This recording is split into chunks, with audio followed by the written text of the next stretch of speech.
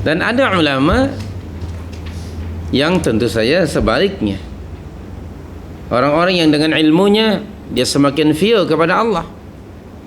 Bukankah dalam surah 35 ayat 28 yang sudah ada tandanya itu, Allah berfirman, Bismillahirrahmanirrahim, innama yakhshallaha min ibadihil ulama. Surah 35 ayat 28 di tengah-tengah ayat.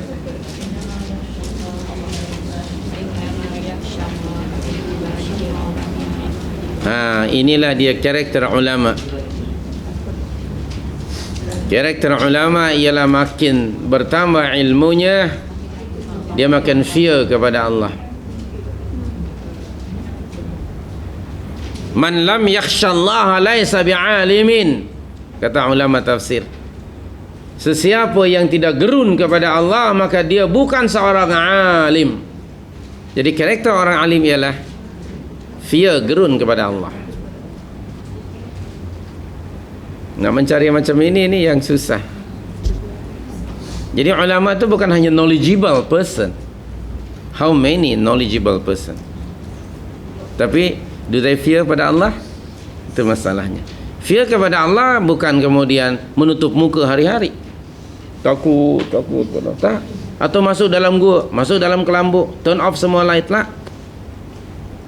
Khasyah kepada Allah, kemuncak ilmu, ketakwaan. Hidupnya selalu waspada, hati-hati, kerana merasa selalu diperhatikan oleh Allah Subhanahu wa ta'ala. Orang yang akan jujur, siddiq, benar dalam bercakap, dalam berbuat, dalam apa saja. Makin bertambah ilmunya, semakin fear. Dalam bahasa ungkapan Melayu lama, ulama macam ini ikut rasmi padi. Makin berisi, makin tunduk dan tidak tumbang. Okey, jangan sampai tunduk lalu collapse, tak. Itu saya tambah sikit. Okey, makin berisi, makin dia tunduk dan tidak tumbang. Baik. Dia mengatakan yang hak, yang benar, dan hidupnya hanya berpandukan pada ilmu yang Allah berikan kepadanya. Dia tahu, kata Ibnu Abbas radhiyallahu anhu, ketika ditanya siapa ulama, di antara beliau menjawab itu. Yang kedua apa? Orang yang tahu halal dan haram. Bukan sekedar tahu, tapi dia mempraktikkan. Dia orang yang wara', dia hanya akan memakan yang halal saja, meninggalkan yang syubh, yang haram. Jangankan yang haram, yang syubhat pun dia tinggalkan.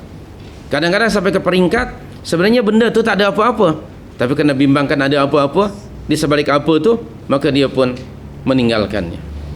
Bimbang ada apa-apa di sebalik apa-apa tu.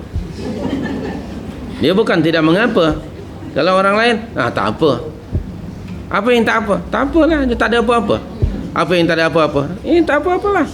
Begitulah saja, itu berbeza.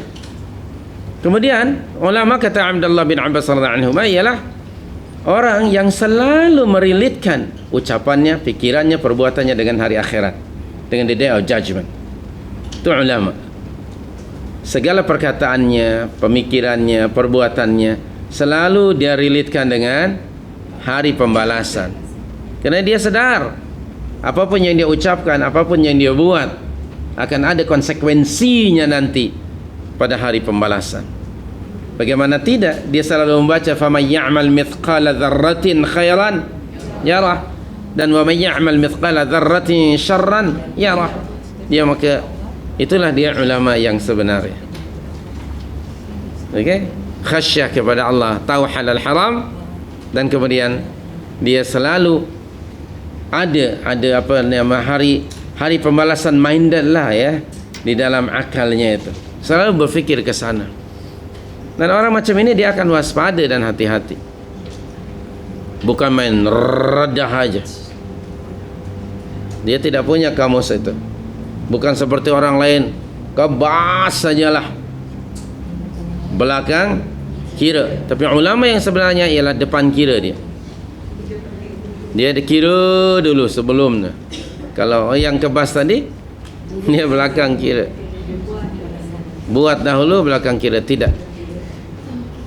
Dan para ulama yang sebenarnya ialah orang-orang yang hanya akan bercakap dan melakukan sesuatu berasaskan ilmu yang sahih, Kalau dia tidak tahu, dia tidak akan buat. Wala taqfu ma laysa laka bihi ilmun. Inna sam'a wal basara wal fu'ada kullu ulaika kana anhu mas'ula. Surah 17 yang sudah ada tandanya, cari sendiri. Mana-mana yang ada tanda lah. Okay. Ayat 36. Taib itu.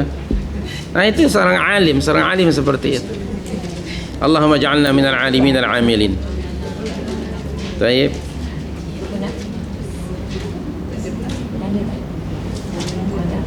Warna apa tandanya tu?